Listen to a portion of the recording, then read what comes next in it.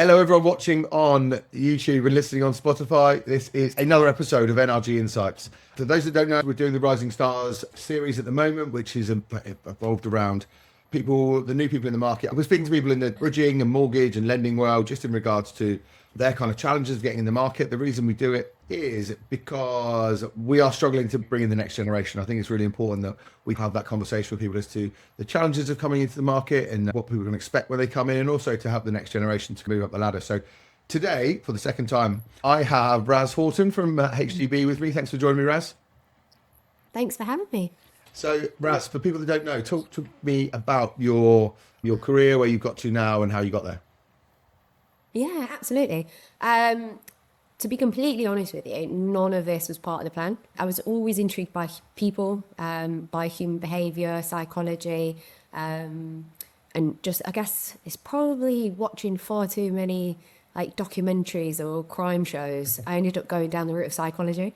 And I was like, I want to figure out what everybody's thinking and what they're about and all of that weird and wonderful stuff.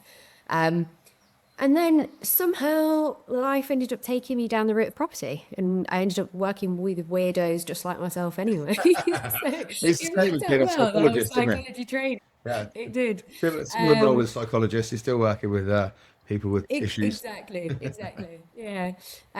But ultimately, it was just, yeah, I ended up starting off my career in off-plan sales, so building portfolios. But mostly it was kind of selling off-plan units that didn't exist yet. The developers have simply kind of bought the land, done the plans, and they're due to build it. So we were selling those units both overseas in Dubai and the UK.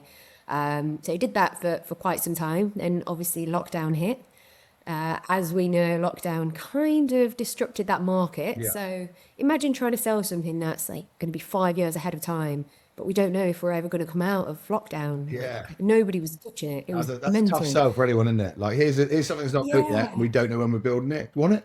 Yeah, exactly. Like nobody can start the work on it. Like the entire industry stopped, so nobody was building anything. So we quite quickly then had to pivot within the company, and then I ended up going down the route of kind of completed tenanted properties Yeah. and something that's income generating and working off of that model. So that department ended up doing really, really well.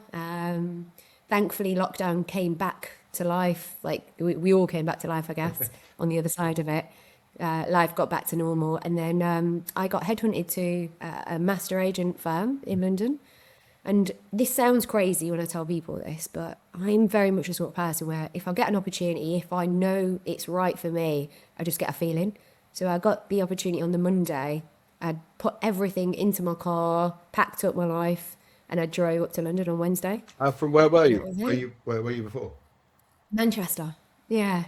If you can't tell by the Yeah, accent, yeah. usually it comes Oh, you out. said drive up. It confused me because I knew you from Manchester, but I was Sorry. Yeah, never I really get drive that. down.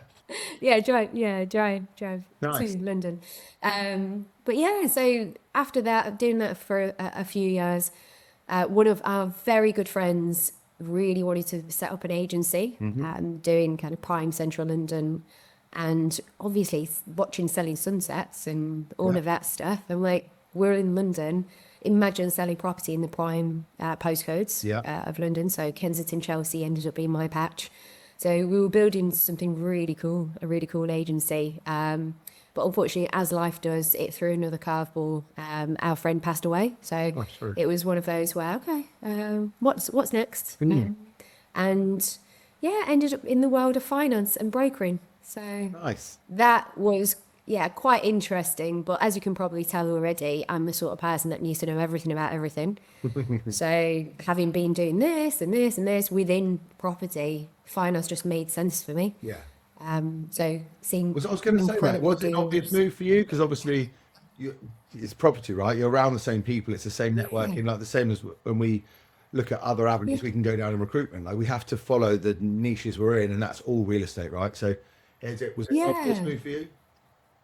Do you know, for me, it's like these conversations make sense. Like I've already worked with developers for 8 years already. Like I understand people's egos around that. You know, I understand what an appraisal looks like, what the plans look like. I can do those elements. And then I guess the building portfolios, I was already looking at investment strategies and seeing the income generated off of them, and the numbers make sense to me. I guess it was the pivot around it was then kind of the lender side of it, or and understanding that, and the niche market of bridging as well, I guess, within all of that. And then, I think I had my eyes set on going lender side and ended up getting a really cool role at HCB on the BDM side of things. So how was that? So the transition for being a relatively new, I mean, you're not new into the industry, you've been around the block, I've done, right? Yeah, you've been around property. You said I was young, right? You're still in the young people gap. But you've been around it for a while, right? And then obviously the steep learning curve of broking, then moving into lending relatively quickly. I mean, how was that transition for you? Yeah. So again, I'm the sort of person where within kind of the year and a half, 2 years that was brokering, I learned about every single lender, like, you know, the spreadsheets that I could show you, the systems that I'm like making on ChatGPT bespoke to like kind of how to kind of understand every single criteria of every single lender. Yeah. That's an element of it. But then also building the relationships with the lenders, understanding what they do internally, and the sorts of people and the teams that I want to build a career within as well. That's quite important for me. It was. And then seeing the absolute powerhouses that are Andrew and Alex up there in prime positions within the lenders, you know, seeing that for me is almost like, okay, right, like that's something that I want to achieve. Like I can see them doing it at the top, and they're there to support me. And I think that was one of the biggest reasons that kind of got me over to that side as well. You know what's interesting, actually? I say this to everyone, and yours is really poignant. It's about following the leader as well, rather than just the product, isn't it? I harp on about it all the time, but obviously that was important to you and you see it. But this is a genuine, like a case study where you have seen someone you aspire to be like, you want to work under them as great leaders, and you followed that. I think that's so much more important than following the pound or following, you know, a product that you like, that kind of thing. The leadership side of things is so important. Yeah, 100%. And especially for young people now, and I say this because it was very true for me. Growing up, I didn't necessarily have like a mentor or a leader or anything like that. I'm very independent. I moved out when I was 17, 18, and kind of you figure out life as you go on. You see opportunities, you're like, if I don't take this opportunity, what's the alternative? Like you almost have to have that trajectory in your mind that you will achieve it all. Yeah. And then on that route, seeing people doing that at that higher level, you know, it makes the path, I guess, a bit clearer for you. You know, like these people that I looked up to, that I want to be around, are already doing it. So that's where I want to go. Nice. So very much so. Do you think that's something that you'll follow? I mean, obviously, I'm still often putting words in your mouth, but as a future leader, do you know, is that important for you to show the next kind of generation of people that it can be done, and guide them through? Do you think that's a step for you? Massively. And I'm showing my age here, but I've got a younger sister, and she's 10 years younger than me. And I've basically brought her She's up, what? She and must be 8, like, 9. exactly, like, barely. But again, it's that whole thing of you know, if I'm kind of within these roles, I've got these opportunities in front of me, or if I'm facing these challenges, I think of it as like, if they were facing these challenges, I want them to know that there is a way around it, or, you know, that you deal with it in the correct way, because like I wouldn't want my sister to go through these things. You're almost making the route or the path smoother for the next people that come along. Yeah, that's nice. And And it's genuine nice as well. I can tell when you talk about it, like, it's genuine. You know, it is important. I think it is, and it's nice to see that it's worked for you as well. And it is genuinely nice to have like a case study on here. I was talking to Calypso earlier from Stanford. She was saying a similar thing, but it was about like character of person working for Peter. But it's similar for you to have someone where you go like, you know, just even like the gender side of things, a strong woman that you can work towards. You can see them doing it. Like, it's important, right? to pick whatever is important to you is to pick that leader. Yeah, absolutely. It's not for you can say that I don't look up to and respect and have mentors that have been meals. I do absolutely do. It's both sides of the coin, but I think, especially when we look at or we speak to people within this industry, that one of the biggest barriers tends to be, you know, maybe they're intimidated by the amount of kind of men within the industry. Yeah. And I can say, like, rest assured, the guys in this industry are amazing. There's nothing to worry about whatsoever. But, you know, for some people, that's important to see somebody like you doing those things, whether it's gender, whether it's race or kind of whatever it might be. I'll just touch on that. There was no, like, before this, no one really to look up to. They go, oh, look, I can see a path there because you've done it. You've not had any role models previous to that. It was just like, well, no one that was like you. I think you mentioned before, like you just never saw that in the industry. Yeah, no, exactly. And I think throughout life in general, again, if the paths I think I've ended up choosing have naturally always been because I am quite driven and want to kind of, I guess it sounds really silly, but aim for the moon, right? Yeah. Like, and we, especially kind of around those sorts of environments as well, you tend to see a lot more males within those industries. Do you know what's interesting? The difference is as well, you know, like, because you took a leap of faith going from broking and you hadn't done it for that long into BDM, and I'm sure people would have said, you know, stay the course with this for a while and do that, but you are very driven. But it is a very male trait to go for jobs that you are not 100% sure you can get. When we look at I think, I can't remember the statistic, but it's like if women can't do like 90% of a job spec, they won't go for it. And if men can do 20% of a job spec, they will go for it. Yeah. It's nuts. Yeah. Just go like, I think men are more confident in maybe winging it because they're not afraid to. It's just a trait, but it also means it's a trait for women that they're a little bit more aware of the stuff they can't do, maybe, you know, or not prepared to take the leap because they're frightened or the concern it might work. I'm not sure which way it is. I think it's just men's egos just go, yeah, I could do that. Probably the egos, actually. Yeah. But do you know what?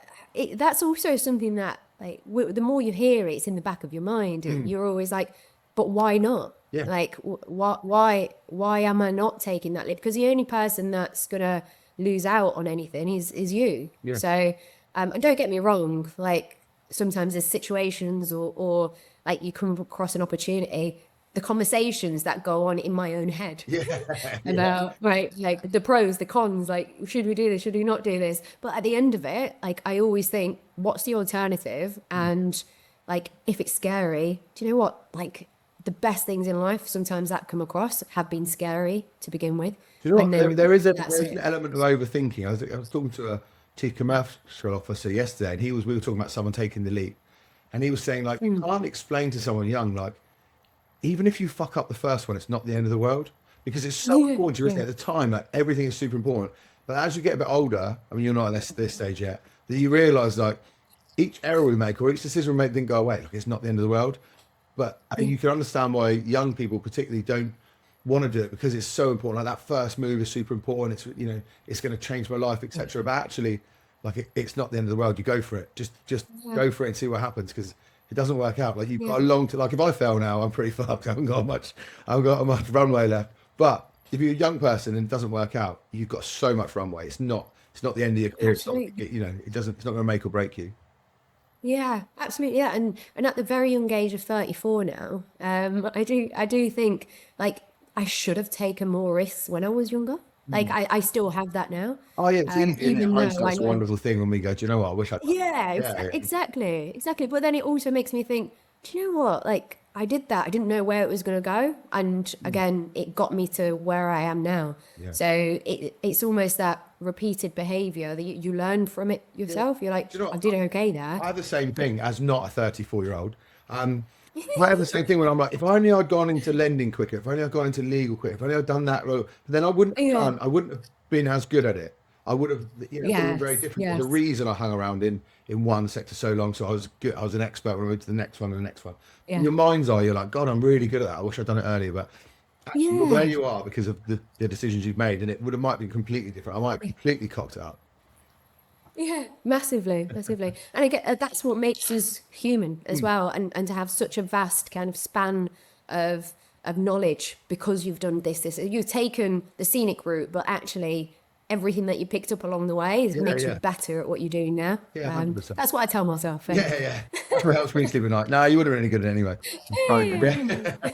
So let's talk about like the challenges, if you like. So obviously, moving into BDM, it's a big job. Like you still have to be relatively well known in the industry anyway. But actually, proving yourself, if you like. What have the challenges been for you in the first sort of start of your journey of being a BDM? What do people have to think about when they're joining, especially like young people looking to kind of go into that? What are the things, the challenges, and what you have to think about? Yeah, it's a good question. Because the role is very much like it's relationship building, right? Like you're out there, you're constantly switched on. You're constantly trying to also not just build relationships, kind of prove that what you say you will deliver on. And I think that's the biggest thing within this space as well, especially with the bridging market. We get so many opportunities, and it's not all just about speed or the typical things that people might. Speed is amazing. Everybody can tell you off their past it. I know, but right. But I think it's more about understanding them as a broker, but also understanding the deal, knowing how to structure it, knowing that actually, let's discuss it as it is on the table, but it probably doesn't work like that. Let's structure it together to be able to then fit what the bank needs it to be. So the biggest challenge for me was, like, initially coming in, I needed to know and wanted to know everything about the way that we work internally. So I took probably about 2 or 3 weeks to sit with every single person internally, underwriters. I was like literally like that little shadow on everyone's shoulder. What's that? Bringing them like their favorite drink or like, just, but no, realistically, just to ask the questions, just so when it does come through from the broker submitting to me, I then know exactly what's going to happen, how it's going to be playing out, where it needs to go, and whether we can say yes to this because it looks like that, or whether we need to tweak it. So I guess the biggest advice that I can give from coming to a broker to a lender, firstly, is great because you already know how to structure a deal and what that looks like. So I'm so glad it went that way for me. Yeah. You also know the frustrations as well, don't you? You know the frustrations of the broker. Yeah. On the other end. Yeah, a lot of the issues and the frustrations. So then you bring that with so long as you're honest with it and you bring that into the bank or wherever you end up, and you kind of come up with solutions to those frustrations or how you can mediate those, make the broker's life easier because you were one and you know how impatient you are. so you know what works and what doesn't. And then also understanding what the bank wants. So you're almost that intermediary in between the two to make it work. And we're all just middlemen. It's the best job in the world. It is the best job in the world because you literally get paid to go out, meet people, speak to people, build relationships, and then see deals through to completion. So how have you found that kind of relationship building in a market where it is male dominated, it is middle-aged white men, and like sort of 80% of it? How is that? Is it an advantage that you're not exactly the same as everyone else, or have you found it like, does it depend on the person? You tell me. Yeah, there's advantages in a point where you're not just a blue suit, like you're not the same as the last BDM they've probably seen. So absolutely, you can stand out a little bit more. You can probably be a bit more memorable.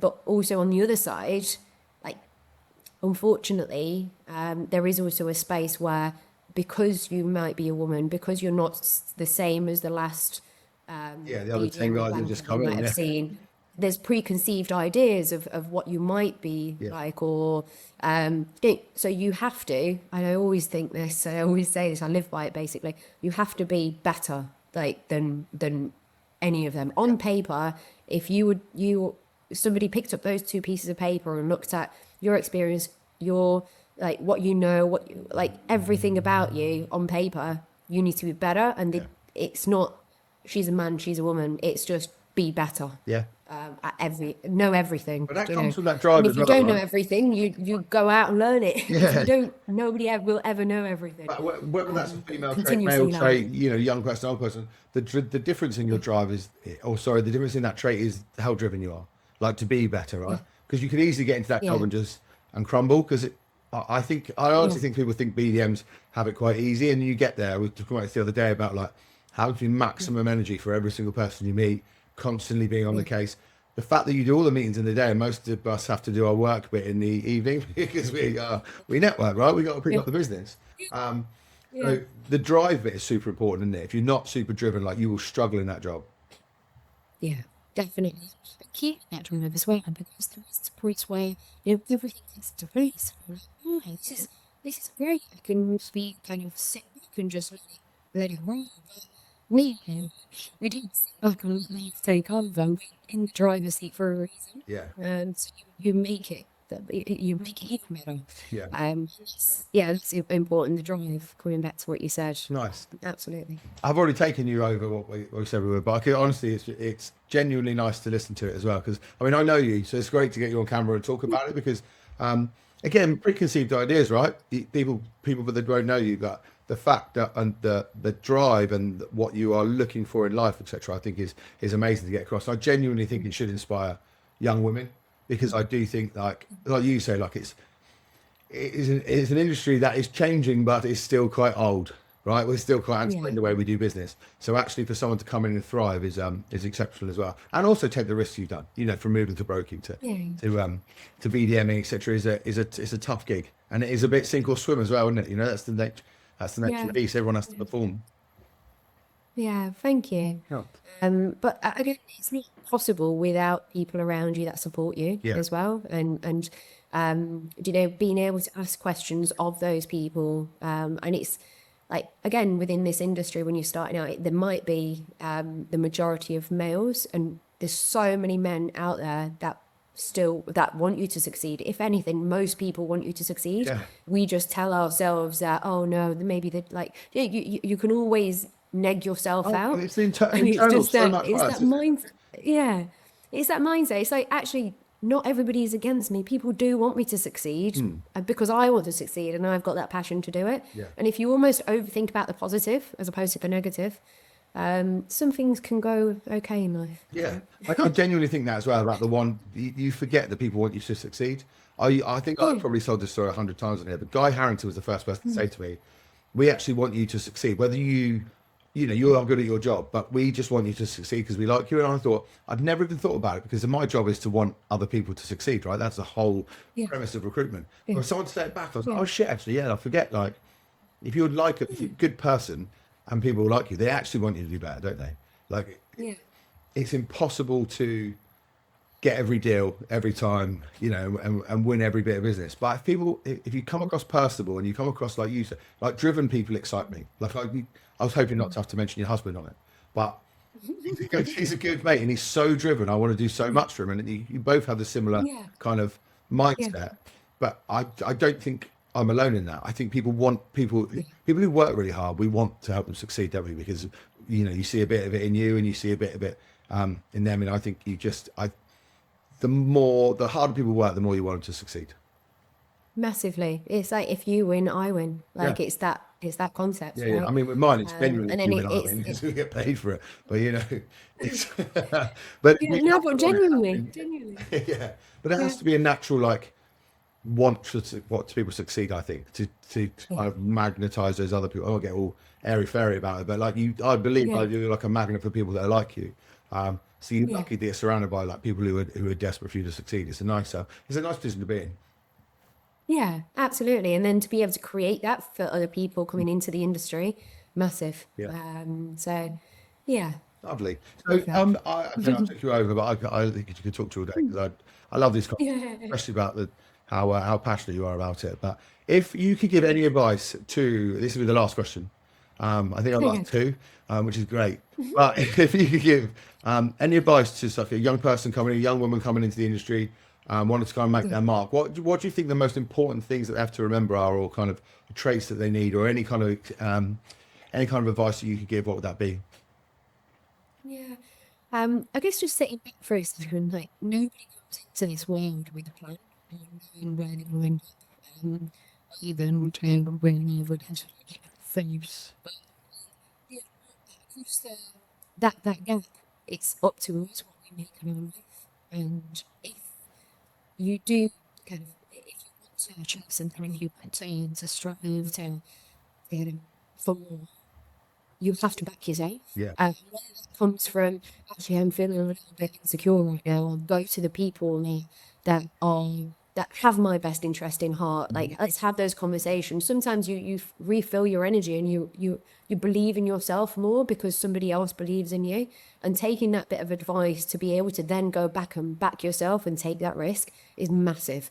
Again, we said it earlier, but sometimes we can let negativity take over, and that little yes or no question in our lives, we look back on it now and we think, I'm so glad I said yes, or that wasn't right for me. It was a no. You can do that retrospectively, Yeah. but at the time you don't know where it's going to go. So being able to say that with confidence, back yourself, and take advice from your mentors and people that love you, support you, to be able to get there is massive. But ultimately, take the risk, don't fear it, and back yourself. Go for it. Amazing. Thank you very much. I really appreciate that. And thank you everyone for watching and listening. I hope you got a lot out of it today. I genuinely did. And thank you again, Raz. Really appreciate your time. Thank you, Marcus. Cheers.